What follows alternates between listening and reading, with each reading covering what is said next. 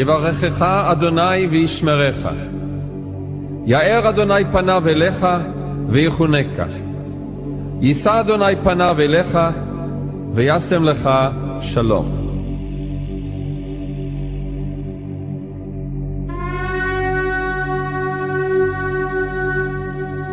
O Senhor te abençoe e te guarde. O Senhor faça resplandecer o seu rosto sobre ti e tenha misericórdia de ti. O Senhor sobre ti levante o seu rosto e te dê a paz.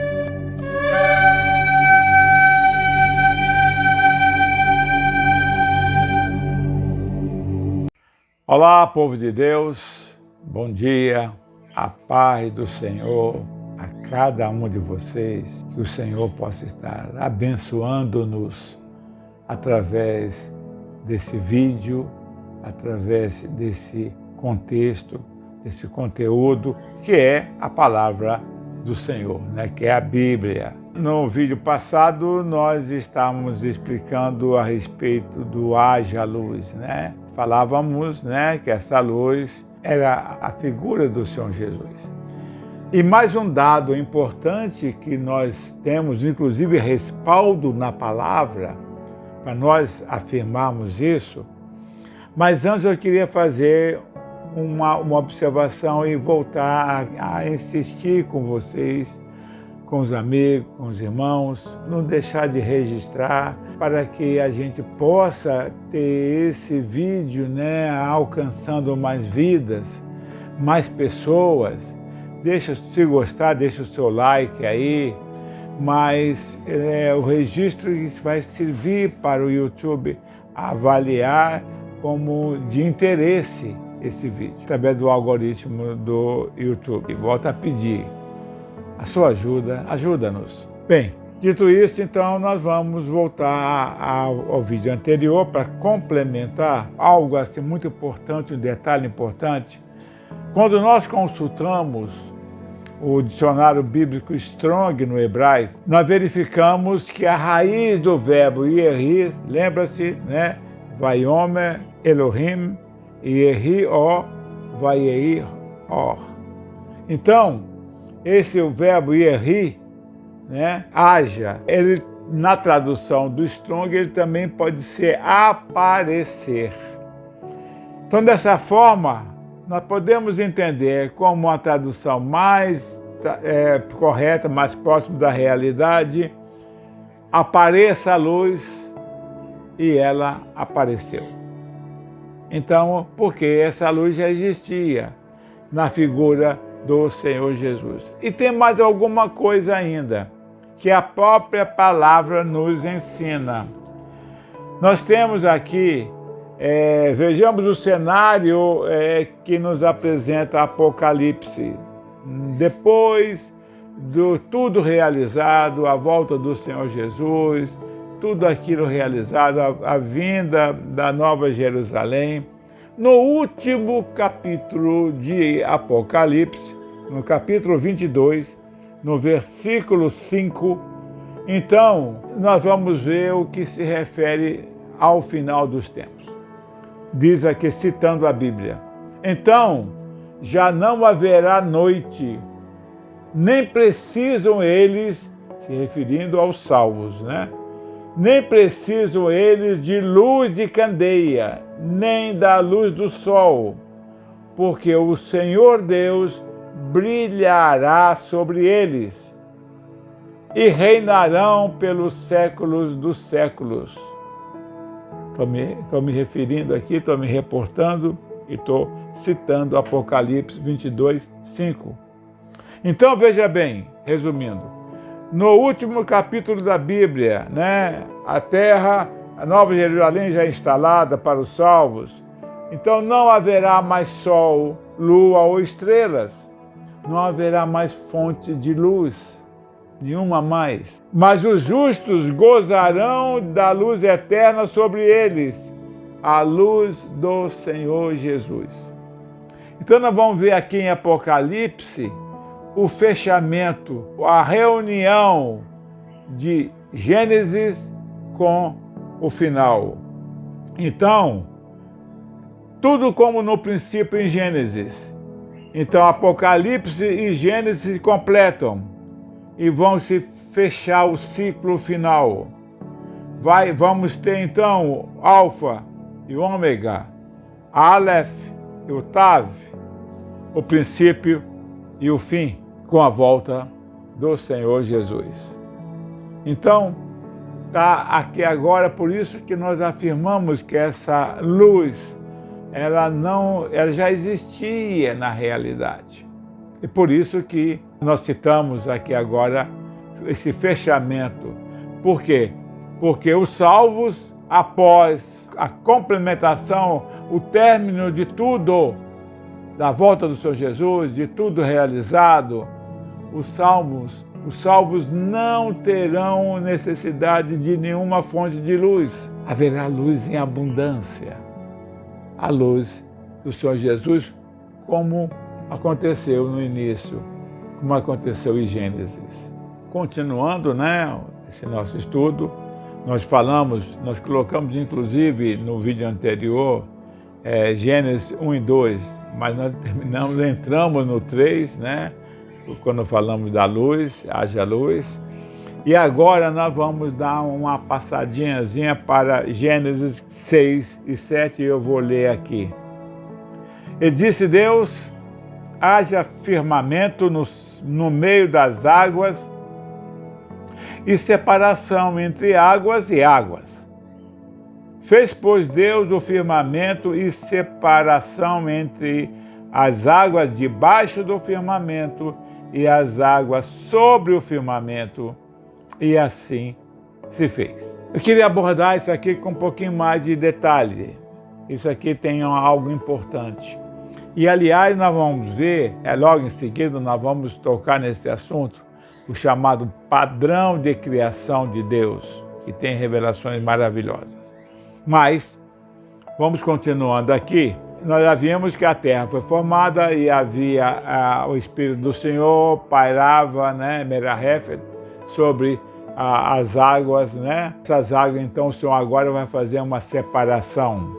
O Senhor cria um firmamento, cria algo superior, cria algo elevado e faz separação entre águas e águas.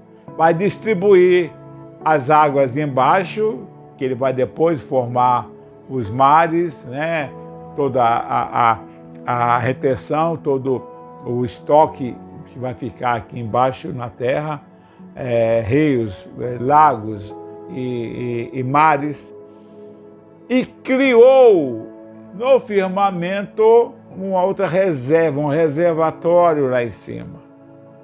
E nós vamos ver que isso aí é muito importante, esse reservatório. Por que ele criou isso? Porque nós vamos ver que vai ser usado, já vou adiantando aqui, no dilúvio. Porque até o dilúvio, a palavra nos diz que não havia chovido.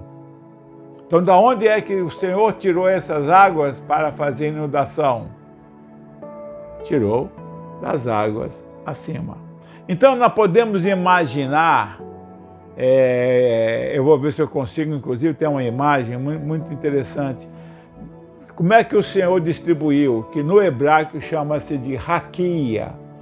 O Senhor fala numa expansão. Ele faz uma expansão e nessa expansão ele vai dar o nome de firmamento, os céus, e vai distribuir essa água por sobre esse firmamento. Imagine Saturno, não tem aqueles anéis que envolvem Saturno? Essa raquia é algo parecido com aquilo ali, só com água. Enquanto lá no Saturno é uma poeira cósmica, aqui, no caso aqui, seria um reservatório de água, um cinturão em volta da Terra, que no hebraico eles chamam de raquia. Mas isso é importante. E outra coisa também importante aqui é que essa água em cima, nesse reservatório, vai permanecer até o dilúvio. Depois ela não existe mais. Então, demonstrando que ela foi usada pelo Senhor para ter volume de água necessário para a inundação que ocorreu com o dilúvio. Então, aqui nós vemos agora que o Senhor chama esse firmamento de céu, que é a nossa atmosfera, que é onde nós estamos aqui, é onde formam as nuvens, é onde cai a chuva, aonde nós podemos ver, porque os astros estão no segundo céu. Eu tinha dito antes que falamos em 3 céus, porque Paulo nos disse que ele foi ao terceiro céu, já falei sobre isso. No Talmud, no livro de comentários, de análise dos rabinos, chamado de Talmud, eles falam em 7 céus, mas a gente não tem base para afirmar isso. Eu prefiro ficar no terceiro céu, porque pelo menos nós temos a palavra de Paulo nos dizendo que ele foi ao terceiro céu. Como eu já disse, se ele foi ao terceiro, tem um segundo, tem um primeiro. O primeiro é esse que nós vemos, é a nossa atmosfera, é a raquia que se refere no hebraico. Então vamos continuar. Já abordamos, né? Gênesis capítulos 6 e 7, e eu estou querendo, com isso, eu estou querendo que vocês observem que eu vou citar as criações que o Senhor anda fazendo para nós podermos discutir e vocês entenderem o que nós chamamos de padrão de criação do Senhor Deus. Agora nós vamos falar de algo muito importante e que você não vai encontrar em livro, que eu não encontrei, mas foi uma revelação do Senhor e vocês vão entender e nós vamos juntos alcançarmos o significado disso, que chama-se o padrão de criação. O Senhor nos mostra um padrão dele de criação. E esse padrão, ele tem um significado muito importante para que nós possamos, entendendo ele, alcançarmos coisas que o Senhor nos revela, nos mostra, e que nós não tínhamos base para isso, se nós não conhecermos. Então, vejam bem, o que significa esse padrão de criação? Deus realiza a sua criação através de um padrão que nós vamos mostrar e vai se repetindo. Primeiro, nós vemos no capítulo 1, versículo 1, no princípio criou Deus os céus e a terra. Então, primeiro cria o céu e depois a terra. Inicia por algo inatingível, inalcançável pelo homem, distante do homem. Então, que o homem não pode tocar, não pode sentir, não pode mensurar. Em seguida, ele vai criar algo que o homem pode tocar, que o homem pode mensurar, que o homem pode sentir. Primeiro criou Deus os céus e a terra. A terra não podemos pegar. E vamos ainda a outros exemplos. Depois ele cria o firmamento, quando ele separa, faz a expansão e separa a água das águas, já falamos disso aqui agora. Então ele bota um cinturão de águas no firmamento e a outra porção fica embaixo, que depois ele vai separar para mares, os mares, rios e lagos, etc. Então, uma porção vai ficar no firmamento, e o firmamento inalcançável para nós, para o homem, e depois ele vai separar em mares, rios que nós podemos tocar. E ainda, terceiro ainda, depois ele vai criar os luzeiros, sol, a lua, as estrelas.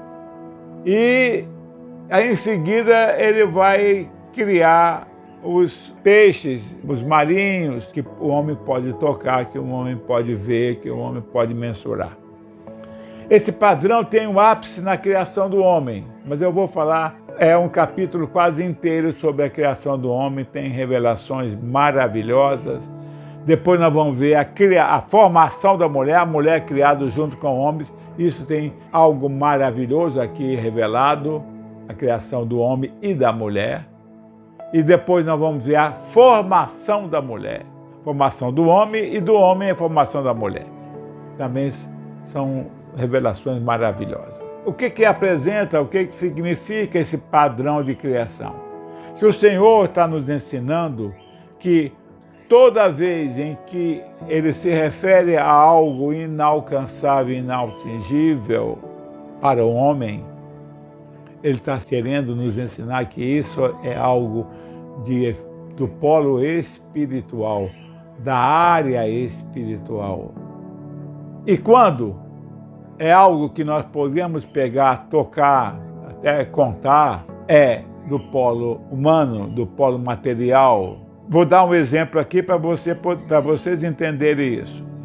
Gênesis 22, 17. Lembra-se dessa promessa do Senhor para Abraão, que o Senhor vira para Abraão e diz a ele que, entre outras bênçãos, o Senhor ali, quando chama Abraão, o Senhor faz 7 promessas a Abraão e que nós vamos ver que vão se realizar posteriormente. Mas veja o que nos diz aqui 22, 17. Que de veras te abençoarei e certamente te multiplicarei a tua descendência, como as estrelas dos céus e como a areia da praia do mar. A tua descendência possuirá a cidade dos seus inimigos. Gênesis 22, 17. Então, o que significa a tua descendência como as estrelas dos céus? É inatingível, inalcançável. Em Gênesis capítulo 15, o Senhor pega Abraão pela mão, tira-o e manda ele olhar para o céu, para o firmamento e contar as estrelas, se tu podes contar. Assim será a tua descendência. Essa descendência não é física, ela vai simbolizar a parte espiritual. É uma multiplicação, mas não contável. Essa bênção representa a igreja. Nós somos filhos de Abraão. O Senhor Jesus mesmo mencionou isso. Então, essa é a bênção que Abraão recebeu, mas não é alcançável. Ela é uma bênção espiritual. Depois vai dizer, como a areia do mar, a da praia, você pode pegar a areia. Talvez não vá poder contá-la, mas você pode pegar essa areia. Então, isto aí, no caso, é o simbolismo simbolizando o que é natural, material, do que é espiritual. Nós temos ainda outro exemplo aqui, o sonho de José. Lembra-se que José teve 2 sonhos, vamos depois falar sobre isso quando chegarmos lá. Mas o sonho de José, só para vocês entenderem o significado do padrão de criação. O sonho de José, ele teve 2 sonhos. Um primeiro que ele sonhou que estava no campo com os irmãos e estavam colhendo trigo e os molhos, aquele feixe que eles estavam colhendo dos irmãos, todos ali reunidos, ele disse que viu no sonho que os molhos, os feixes dos irmãos vinham e se dobravam diante dele. Eles faziam uma reverência a ele. Então, isso ainda irritou mais ainda, isso deixou os irmãos mais irados contra ele, etc.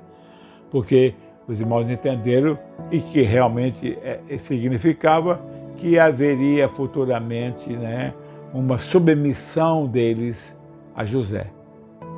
E depois ele sonha, passado um tempo, ele sonha outra vez que o sol, a lua, as estrelas, 11 estrelas, o número dos irmãos, vinham também a ele e faziam reverência a ele, no caso.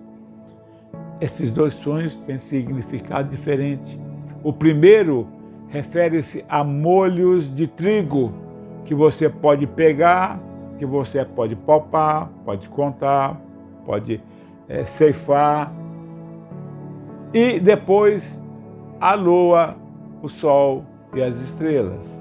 O primeiro se refere a algo material, a algo que foi realizado, e esse sonho se realizou. Ele vai se materializar em Gênesis 37, 7, quando ele ainda os irmãos não haviam percebido ou não identificado José. Quando chegaram no Egito, eles acharam que era o homem do Egito, né? O mandatário do Egito, porque José estava ali com barba raspada, cabeça raspada, segundo o modelo, né, do Egito na época.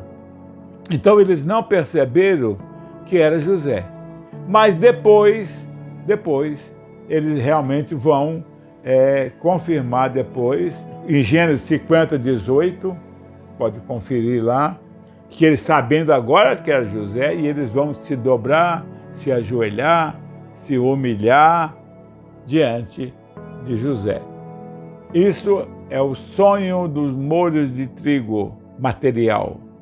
Então, esse segundo sonho vai se materializar quando Jacó, antes de morrer, Jacó conhece os filhos de José, Efraim e Manassés, inverte a primogenitura que era de Manassés, mas conscientemente, avisadamente, como nos diz a palavra, Jacó inverteu a primogenitura, transferiu a primogenitura para Efraim.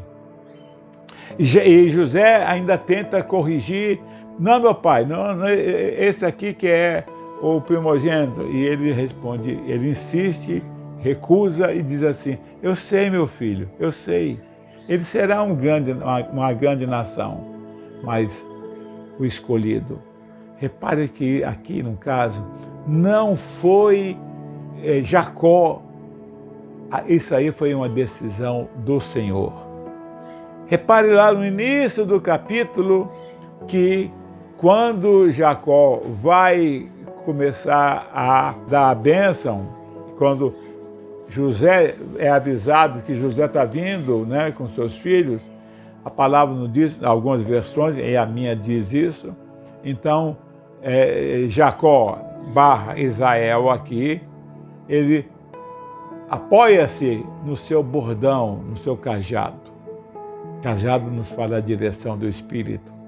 Então, toda a bênção que Jacó / Israel aqui realizou foi uma bênção espiritual, uma bênção orientada pelo Senhor. Então, isso é muito importante que nós conheçamos. Mas o que nos diz essa palavra aqui, que está a bênção em Gênesis 48, 16. Jacó primeiro abençoa José e seus 2 filhos, Efraim e Manassés. E começa a dizer, né, e o anjo que me guiou, que me livrou, e abençoe esses rapazes aqui. E vai dar uma citação de um texto que você não vai entender inicialmente. Mas ele diz assim: cresçam como multidão de peixes no meio da terra. Vejam que expressão, que eles cresçam como multidão de peixes no meio da terra. Isso tem uma revelação fantástica. Mas eu não quero quebrar aqui agora. Nós vamos deixar para comentar quando chegarmos lá. Mas está comprovando a você que o sonho das estrelas, do sol e da lua de José, ele vai se realizar através da igreja. Mas vamos parar por aqui agora. Estamos chegando, né? Mais um final, para nós mantermos um período, né? Não ficar muito demorado, muito longo, cansativo, né? Mas nós estamos programando a notícia para todos que possivelmente no mês de junho para julho, nós vamos começar a postar 2 vídeos por semana. Há muitos pedidos, mas nós ainda não tínhamos estrutura para isso. Estamos nos preparando para que após o mês de junho, possivelmente, ou no final de junho, nós vamos avisar aqui no caso. E que nós vamos começar então a postar 2 vídeos na semana. Atualmente nós postamos no sábado. Vamos arranjar um outro dia da semana, ainda não definimos, para a gente começar a trabalhar nisso. Bem, encerrando aqui agora, eu queria desejar a você a paz do Senhor, que o Senhor te abençoe e te guarde, que o Senhor faça resplandecer o seu rosto sobre ti e tenha misericórdia de ti. Que o Senhor eleve o seu rosto sobre ti e te dê a paz. Que o Senhor te abençoe ricamente. A paz do Senhor a todos. Amém e amém.